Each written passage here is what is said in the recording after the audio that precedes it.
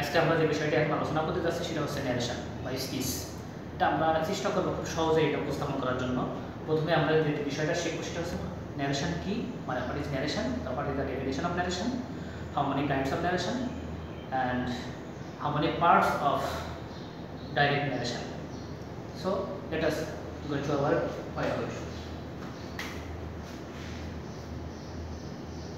আমরা ন্যারেশন কি স্পিচও বলে থাকি।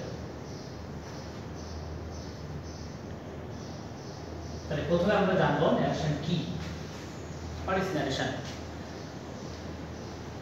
বক্তা যা বলে খুব সহজভাবে যদি বলি, narration is what is the speaker says, অর্থাৎ বক্তা যা বলে তাই ন্যারেশন। বক্তার কথাই হচ্ছে ন্যারেশন, বক্তার উক্তি হচ্ছে ন্যারেশন। তাই এখানে আমরা বলবো narration is what is the speaker says বা টেলস। আমরা ন্যারেশনকে দুই ভাগে ভাগ করি। প্রথমত একটা হচ্ছে এক number direct speech, direct narration.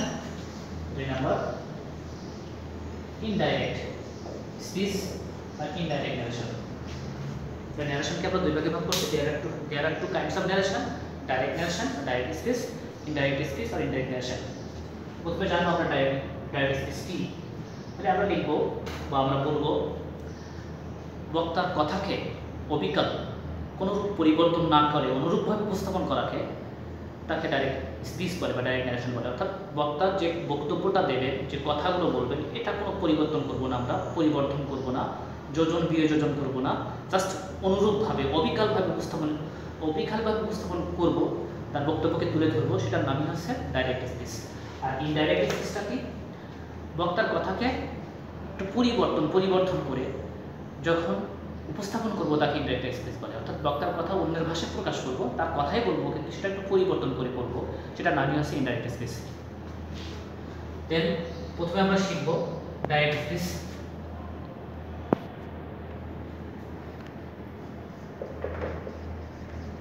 Direct speech বা ডাইরেক্ট ন্যারেশন, যেটাই বলি না কেন, একটা এক্সাম্পল দিয়ে আমি বোঝাবো যে একটা ডাইরেক্ট স্পিচে কয়টা অংশ থাকে। এটা জানা আমাদের খুবই প্রয়োজন পরিবর্তন করার জন্য, ডাইরেক্ট স্পিচ থেকে ইনডাইরেক্ট স্পিচে রূপান্তরের জন্য।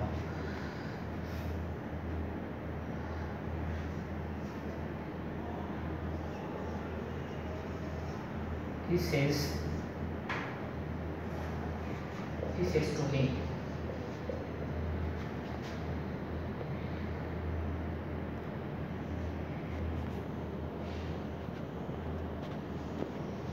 you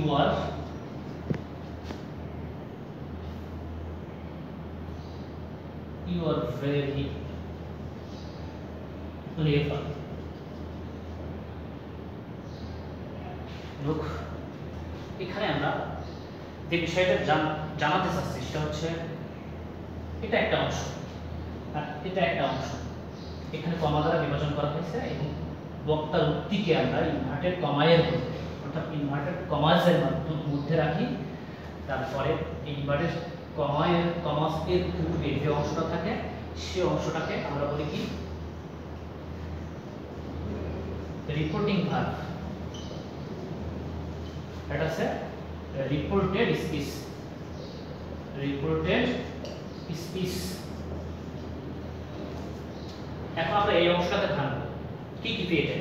প্রথমত হি, তাহলে এই হিটা হচ্ছে, হিকে আমরা বলি রিপোর্টিং ভার্বের সাবজেক্ট। রিপোর্টিং ভার্ব এর সাবজেক্ট, হিটা হচ্ছে রিপোর্টিং ভার্বের সাবজেক্ট। এবার সাবজেক্টের পরে যে অংশটা আছে সেজ, এটাকে বলবো আমরা রিপোর্টিং ভার্ব।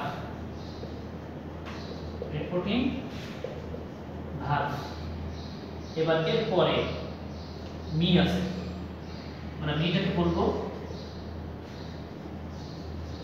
রিপোর্টিং ভার্ব এ অবজেক্ট।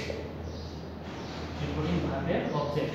তাহলে এখানে আমরা এই মাঝে মাঝে রিপোর্টিং ভার্বের অবজেক্ট থাকতে পারে, নাও পারে। যখন থাকবে না তখন আমরা টুটা নিয়ে আসবো না, যখন অবজেক্ট থাকবে তখন আমরা টু নিয়ে আসি সাধারণত। রিপোর্টিং সাবজেক্ট এবং রিপোর্টিং ভার্বের সাবজেক্ট এবং রিপোর্টিং ভার্ব এই দুইটা জিনিস ফান্ডামেন্টাল, এটা থাকে আর এটা নাও থাকতে পারে।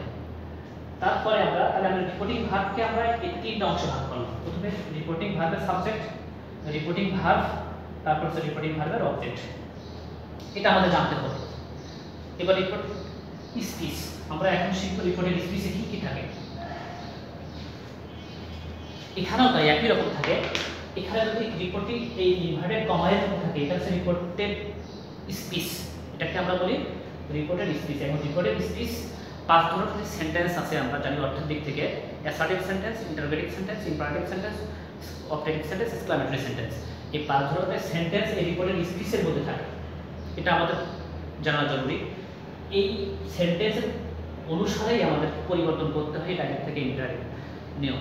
কিন্তু এখানে যেহেতু সাবজেক্ট আছে, ভার্ব আছে, বাকি অংশ আছে, সেই হিসাবে এখানে অ্যাসার্টিভ সেন্টেন্স আছে। এই রিপোর্টেড স্পিচে আমরা সাধারণত যেটা পেয়ে থাকি সেটা হচ্ছে সাবজেক্ট, ভার্ব, বাকি অংশ। যদি ইম্পারেটিভ সেন্টেন্স থাকে সেই ক্ষেত্রে এটা ভার্বটা ডিসগাইজ থাকে।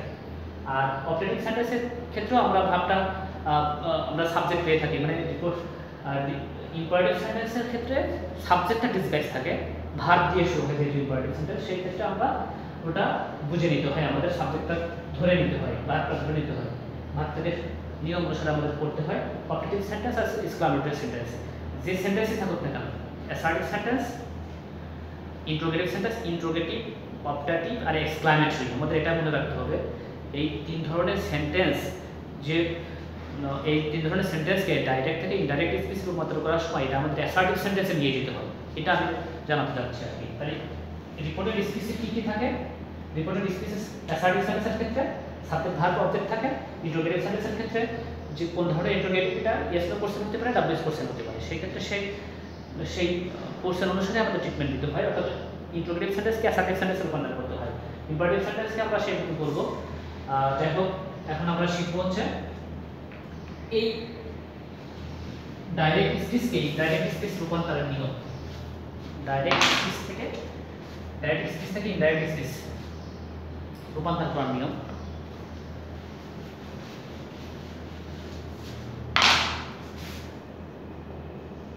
ডাইরেক্ট স্পিচ থেকে ইনডাইরেক্ট স্পিচে পরিবর্তনের নিয়ম। আমরা ডাইরেক্ট স্পিচ থেকে কিভাবে ইনডাইরেক্ট স্পিচ রূপান্তর করব, তাহলে প্রথমে আমরা যেটা শিখব সেটা হচ্ছে 1 নাম্বার যেটা টেন্স পরিবর্তনের নিয়ম।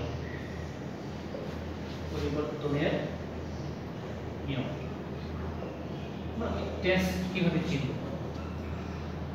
তাহলে টেন্স পরিবর্তনের নিয়ম দেখো।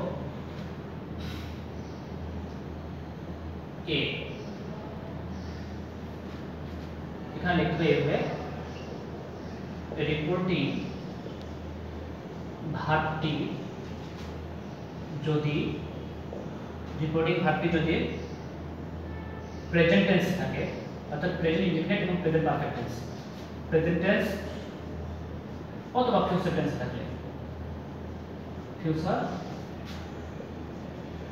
টেন্সে থাকলে reported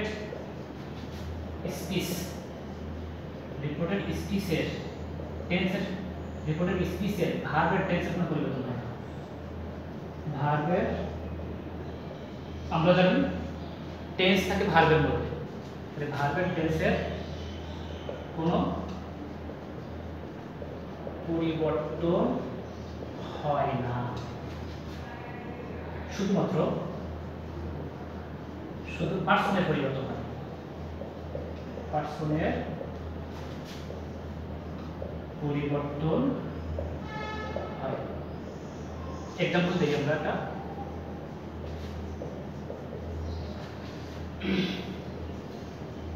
He says to me,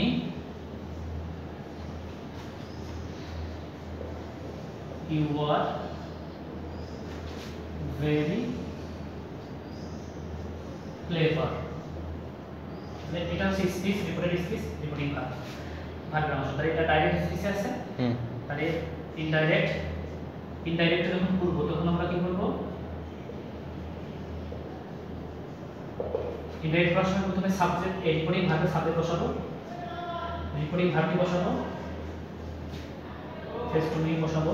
এবার ইনভার্টেড কমা অর্ধেক দেবে, assertive reported speech assertive sentence, এই জন্য আমরা এখানে ইনভার্টেড কমা অর্ধেক দিয়ে ডেট বসাবো। তারপরে দেখো এখানে যেহেতু এটা কি আছে, প্রেজেন্ট ইনডিফিনিট টেন্সে আছে, তাহলে এই ভার্বের কোনো পরিবর্তন হবে না, টেন্সের পরিবর্তন হবে না, শুধু পারসন, এটা পারসনের পরিবর্তন হবে। তো এটা সেকেন্ড পারসন, তাহলে সেকেন্ড পারসন পরিবর্তন হয় অবজেক্ট অনুসারে। তাহলে এটা সাবজেক্টিভ গ্রুপ আছে, এটা নমিনেটিভ কেস আছে, তাহলে মি হচ্ছে অবজেক্টিভ কেস, এই নমিনেটিভ কেস হচ্ছে আই। যেহেতু ইউ এর পরে আর হয়, কিন্তু আই এর পরে আর হবে না, আই এর পরে কি হবে? এম ভেরি, বাকি অংশ বসে যাবে। তাহলে এখানে আমরা কোনো টেন্সের পরিবর্তন করি নাই, এখানে টেন্সের, এখানে প্রেজেন্ট ইনডিফিনিট টেন্স আছে, এটাও প্রেজেন্ট ইনডিফিনিট টেন্সে আছে। কি কারণে? শুধুমাত্র এই ভার্বটি প্রেজেন্ট ইনডিফিনিট টেন্স আছে এই জন্য। এবার আমরা দ্বিতীয় যে নিয়মটা করব, দ্বিতীয় নিয়মে করব, এখানে দেখছি যে প্রেজেন্ট টেন্সে অথবা ফিউচার টেন্সে থাকলে, এই ভার্বটি যদি প্রেজেন্ট টেন্সে অথবা ফিউচার টেন্সে থাকে, তাহলে এই ভার্বের, এই রিপোর্টেড স্পিচের ভার্বের কোনো টেন্সের পরিবর্তন হবে না, শুধু পারসনের পরিবর্তন করছি এখানে। এখন এখানে লিখব রিপোর্টেড স্পিচ, রিপোর্টিং ভার্বটি যদি পাস্ট টেন্স হয়, 2 নম্বর নিয়ম, রিপোর্টিং ভার্বটি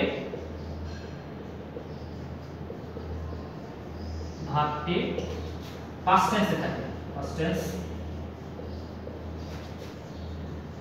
থাকলে রিপোর্টেড স্পিচের ভার্বের টেন্সের পরিবর্তন হয়, টেন্স এবং পার্সনের পরিবর্তন হয়। রিপোর্টেড স্পিচের ভার্বের টেন্স এবং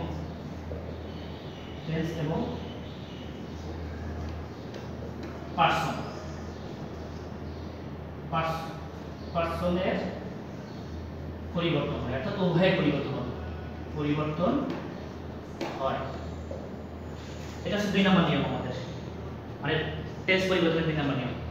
রিপোর্টিং ভার্বটি যদি পাস্ট টেন্সে থাকে, অর্থাৎ এই যে রিপোর্টিং ভার্বটি পাস্ট টেন্সে, এখন আমি পরিবর্তন করছি, দেখো তাহলে হি সেড আছে, হি সেড টু মি, নিয়ম অনুসারে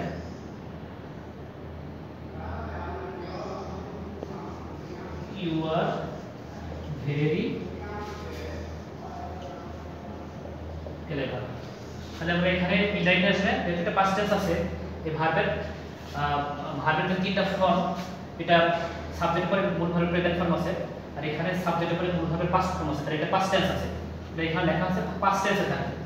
তাহলে কি হবে? প্রথমে আমরা সেইটুই বসালাম আপাতত নিয়ম অনুসারে, অ্যাসার্টিভের জন্য দ্যাট ইনভার্টেড কমা থেকে দ্যাট বসাই। এবারে সেকেন্ড পারসন পরিবর্তন হবে কি?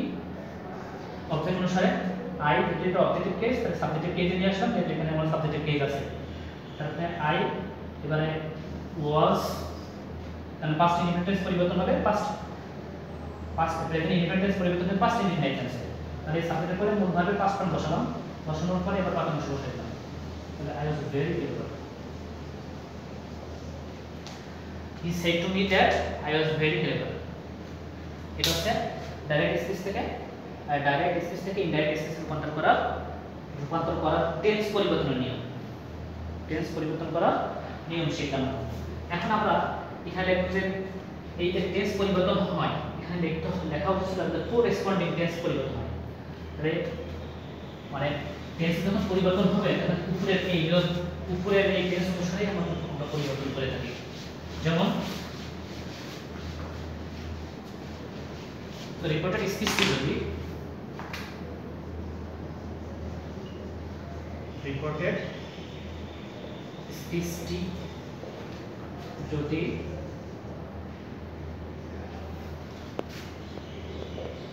প্রেজেন্ট ইনডিফিনিট টেন্স পরিবর্তন হয়ে এটা ডাইরেক্ট, এটা ইনডাইরেক্ট। প্রেজেন্ট ইনডিফিনিট টেন্স পরিবর্তন হয় অথবা সিম্পল প্রেজেন্ট টেন্স পরিবর্তন হয় সিম্পল পাস্ট টেন্সে আসে, পাস্ট ইনডিফিনিট টেন্সে আসে, পাস্ট ইনডেফিনাইট টেন্স হয়। তারপর 2 নাম্বার প্রেজেন্ট কন্টিনিউয়াস টেন্স পরিবর্তন হয় পাস্ট কন্টিনিউয়াস টেন্সে আসে। 3 নাম্বার প্রেজেন্ট পারফেক্ট টেন্স পরিবর্তন হয়ে পাস্ট পারফেক্ট টেন্স হবে। 4 number present perfect continuous tense পরিবর্তন হয়ে পাস্ট পারফেক্ট কন্টিনিউয়াস টেন্সে আসে।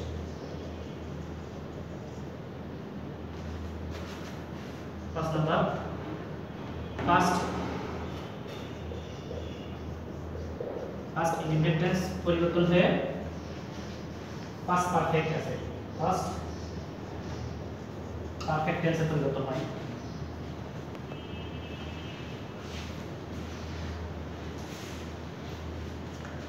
তারপরে